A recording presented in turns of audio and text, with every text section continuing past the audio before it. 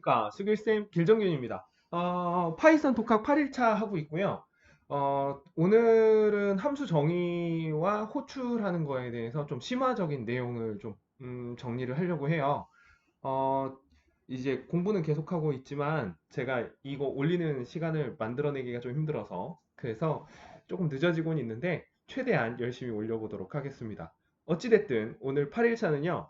함수 정의하고 호출을 할 때 이 값을 전달하는 방법이 두 가지가 있어요. 그래서 포지셔널 아규먼트하고 키워드 아규먼트가 그 두 가지인데 그 두 가지에 대해서 좀 이야기를 하고요. 요약 정리를 하고요. 그 다음에 디폴트 밸류라고 해서 함수의 기본값으로도 이렇게 들어가는 값들을 정의하는 방법이 있거든요. 그래서 그 내용을 좀 함수에서 키워드 아규먼트하고 포지셔널 아규먼트가 뭔지를 알아야 되잖아요. 근데 이거는 생각보다는 되게 간단해요.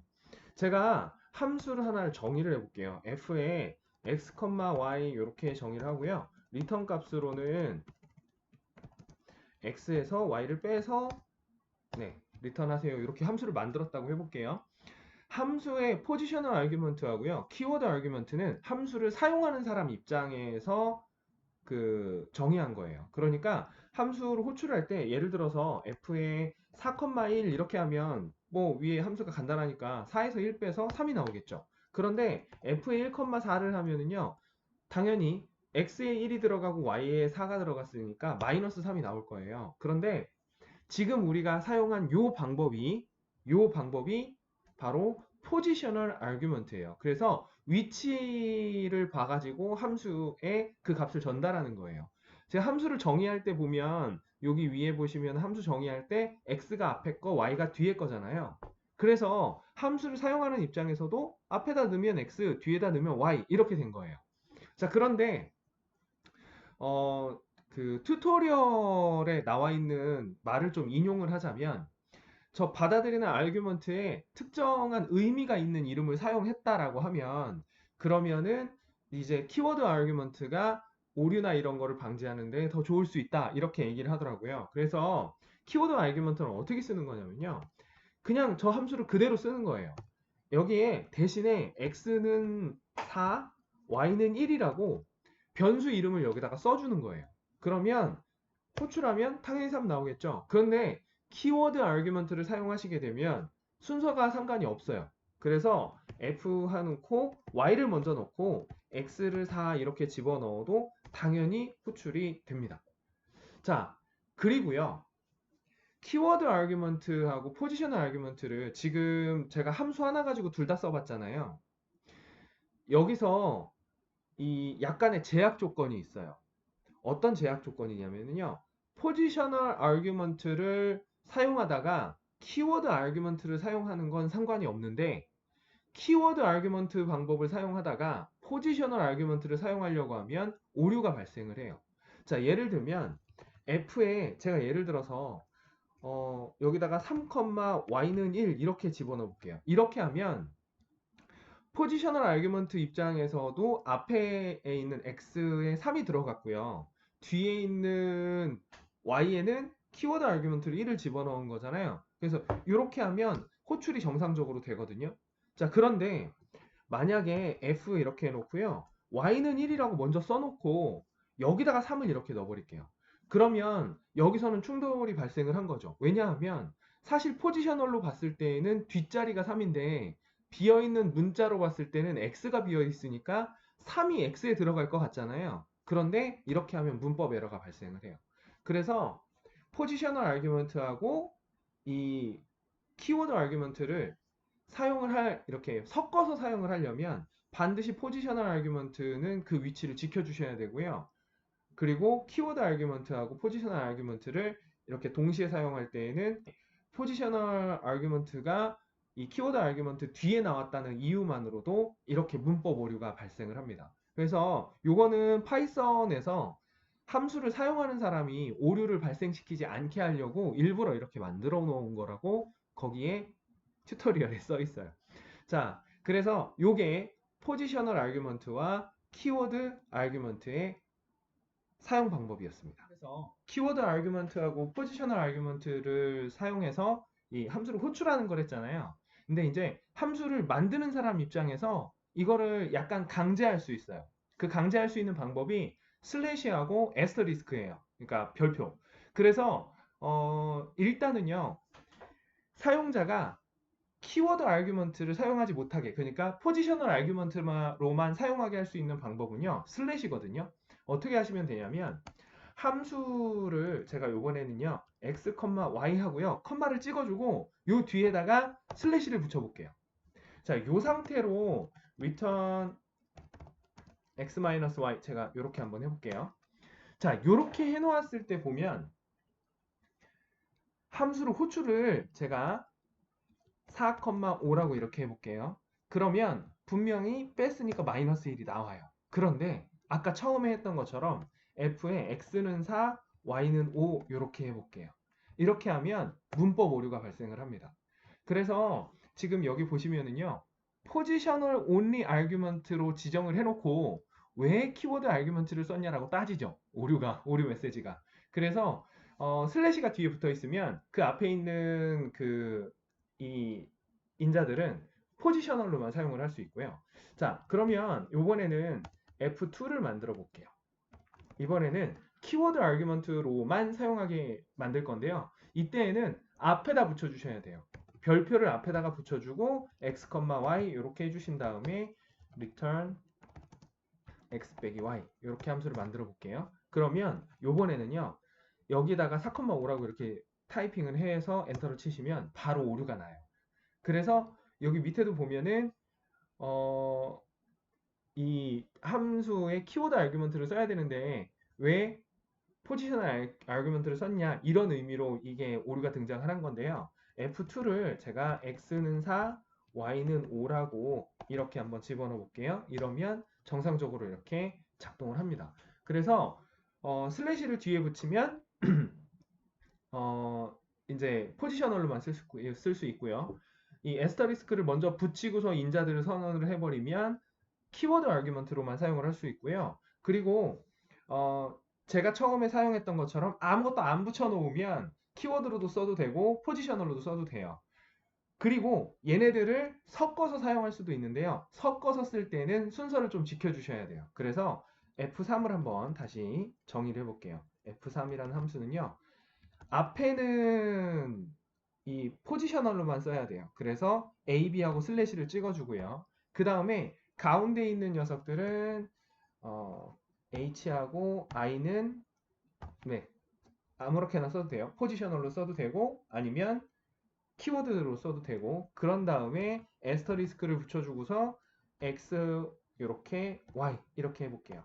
그러고 나서 리턴 값은 하나씩 해볼게요.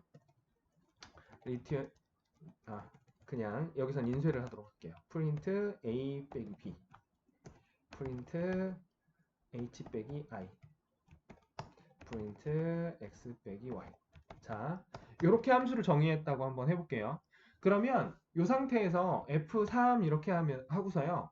제가 앞에다가 A는 1, B는 2, 그 다음에 H는 1, I는 1, X는 6, Y는 7. 제가 이렇게 넣었다고 해볼게요. 자, 이렇게 넣어주면 엔터를 치면은요. 오류가 발생을 했어요. 여기서 오류가 발생한 이유는 여기 지금 나온 거는 I가 정의되지 않았다라고 이렇게 나오는데 사실은 저 안에 들어가 있긴 하거든요.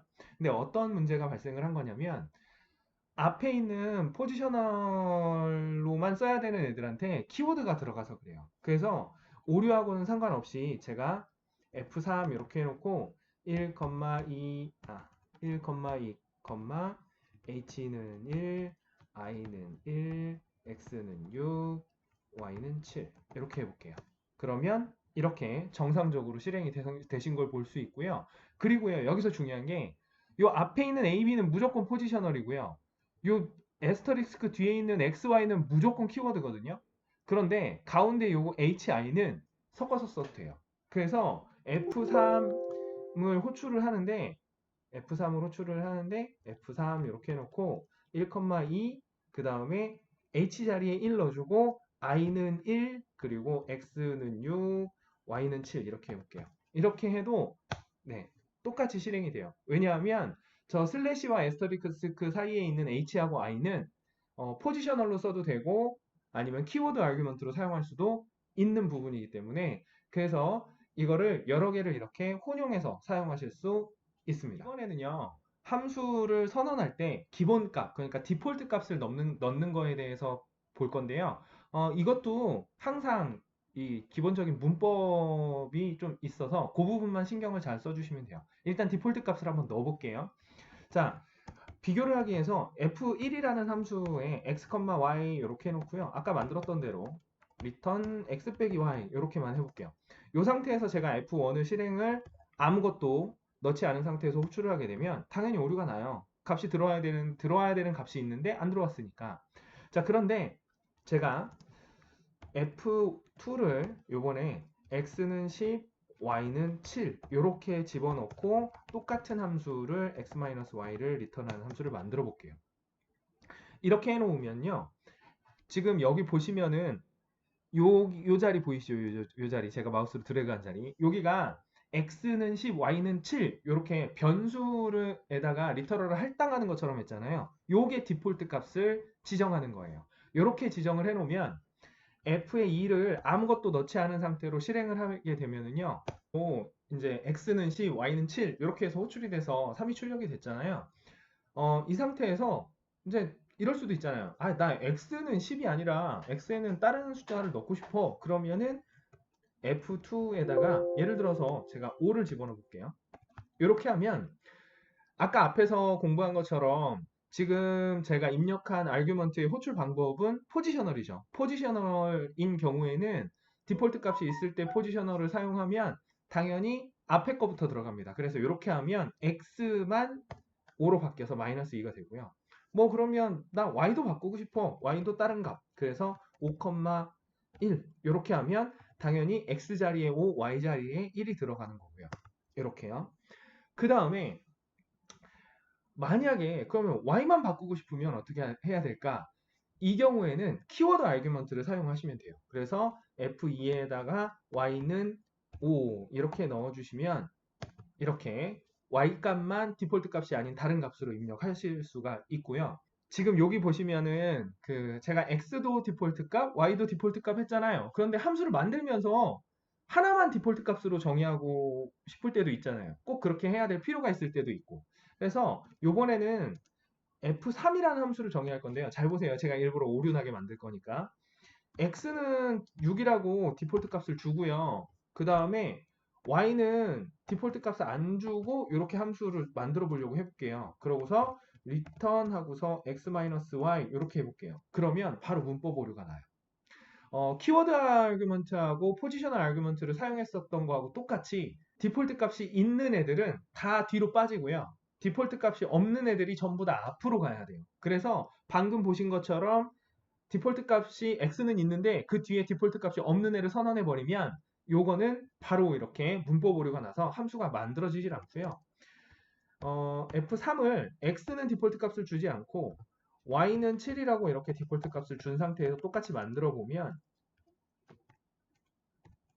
당연히 만들어집니다. 자, 이 상태에서는 함수 호출을 아무것도 넣지 않으면 x에는 디폴트 값이 없기 때문에 오류가 나겠죠. 그리고 아무거나 하나만 넣으면 당연히 x 자리로 들어가서 이렇게 실행이 될 거고요. 그리고 여기서도 마찬가지로 F3 해놓고 10,1 이렇게 해주시면 y 자리도 디폴트 값이 아니라 1을 사용해서 이렇게 출력이 됩니다. 자, 여기까지가 디폴트 값 사용 방법이었습니다. 제가 만든 영상을 시청해 주셔서 감사드리고요. 지금 화면에 보이는 구독과 좋아요 혹은 다른 영상 더 시청해 주시면 너무 감사드리겠습니다. 다음 영상에서 또 찾아뵙겠습니다. 수길쌤 길정균이었습니다. 감사합니다.